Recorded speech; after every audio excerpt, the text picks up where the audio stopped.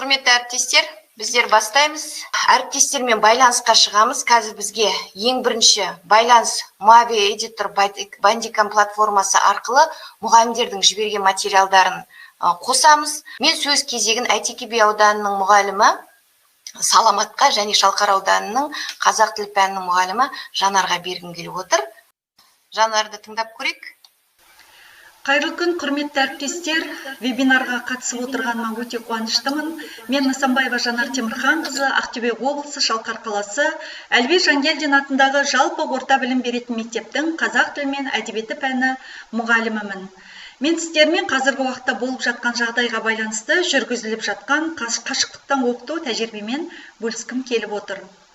Бұл қашықтықтан оқыту тәжірибеге енуден бұрын алдын ала хабардар болып 6 сәуірге дейін облыстық білім басқармасының аудандық білім бөлімінің педагогикалық шеберлік орталығының өрлеудің ұсынған әдістемелері бойынша тәжірибе алмастық және өз бетінше іздену арқылы ақпараттандық. Дегенмен бұл аздық етті, әлі де ізденуді қажет ететін тұстары бар екендігін білдік. Дәл қазіргі уақытта мен аталған мектептің 6 сыныбына сабақ беремін. Аптасына 5 сағат, қашықтықтан оқыту бойынша 3 сағат.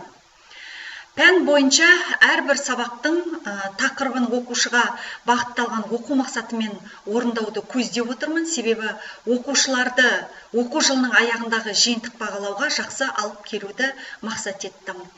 Қашықтықтан оқыту барысында қолданылған әдістерім электронды формат әдісі, төңкерілген сынып моделі, саралап оқыту әдісін күнбе-күн сабақтарда пайдаланып жүрмін. Неге? Себебі сыныптағы әр баланың қабілеті, қабылдауы әртүрлі, зейіні, білімге деген құштарлығы, ынтасы барлығын ескере отырып, мен сол сыныптың табиғатына сай осы әдістерді пайдалануды жөн көрдім.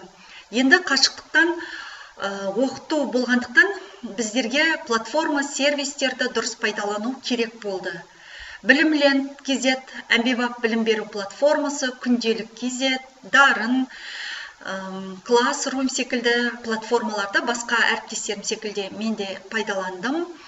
Өз сабақтарында осы платформалардың ең тиімді тұсын ғана қолдану керектігін ұқтым. Сервис, оқыту теледидары, басқа да серверлер қызметін алдым десе де болады. Енді осы қашықтықтан оқыту кезіндегі сабақты жоспарлаудағы менің жетістіктерім маршрут парағына оқу мақсаты мен орындалатын тапсырмаларды нақтылап алдым. Әр оқушыны сабаққа қатысуын, сабақ жоспарлауда қамтамасыз еттім. Себебі сыныпта үлгерімі жақсы, орташа балалар, уақытты талап ететін оқушылар бар. Осының бәрін ескердім. Оқушылармен жұмыстарда әр платформаның ең тиімді тұсын қолданудамын. Оқушыларым 6 сыныпта оқитын болғандықтан жас ерекшеліктеріне сай мені көріп отырғысы, менімен тікелей байланысқа түскісі келеді. Оқушылардың ол белсенділігін, қызығушылығын арттырады деген мақсатта мен оқушыларға ең тиімді деген тұстарды алдым деп отырмын. Ата-анамен бірлескен жұмыс жүргізудемін, себебі үйде балаға көмек беріп, қолдау көрсететін ол ата-ана. Саралап оқыту бойынша шығармашылық тапсырмаларды жүзеге асыру, бұл жерде қабілеті жоғары оқушыларға тек қана оқу мақсаты төңірегінде қалмай, олардың әрі қарай сыни ойлауын дамыту үшін түрлі тапсырмалар беріп отырамын. Оқушылардың өз бетінше жұмыстануы әрі қарай өз жұмыстың нәтижесін көргенде қуанып жатыр. Кері байланыс беру кезінде мен Classroom платформасының тиімділігінің мол екендігін түсіндім. Оқушы дәптерін тексергенде телефон функцияларын пайдаланамын. Ал енді кездескен кедергілерге тоқталсақ. Біріншіден психологиялық аспектілер, екіншіден ұсынылған платформалар мен сервистер жұмыс жасауда кейбір оқушыларға қолжетімділігі аз. Қолдау қажет ететін оқушылардың оқу үлгерімін үнемі бақылауға ұстап отыру осы кедергі болды. Енді қалай шешілді? Онлайн оқыту материалдарының тиімділігін қажеттілігіме сәйкес арттырдым және арттыру үстіндемін. Оқушылармен кері байланыс жүргізудің оңтайлы тәсілдерін таптым.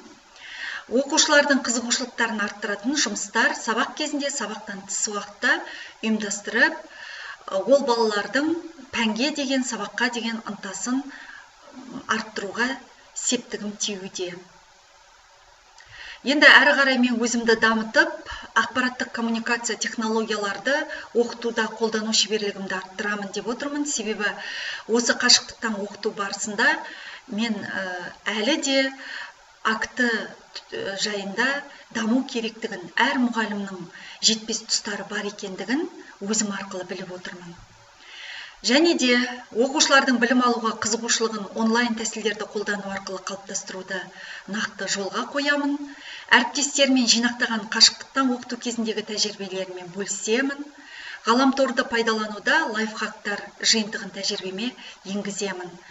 Осы орайда айтып кеткім келеді, түрлі 6 сынып оқушыларын қызықтыру үшін енді түрлі лайфхактарды өзім тәжірибеме енгіздім. Мысалы, өз бейнемдегі стикерлер жіберу оқушыларға қандай көңіл күй сыйлайтындығына куә болдым. Қуаныш жақсы көңіл күй сыйлап жатыр. Міне мен, құрметті әріптестер, өзімнің тәжірибемен бөлісіп отырмын. Егер қызықты тұстар болса, байланысқа түсулеріңізге болады. Назар қойып тыңдағандарыңызға рахмет. Баршаңызға сәттілік тілеймін. Жанарға көптен көп рахмет. Бұл кісілер өздерінің тәжірибелерімен бөлісті. Қарап отырсақ, біздердегі жеткен жетістіктер мен кездескен кедергілер ортақ деп білемін.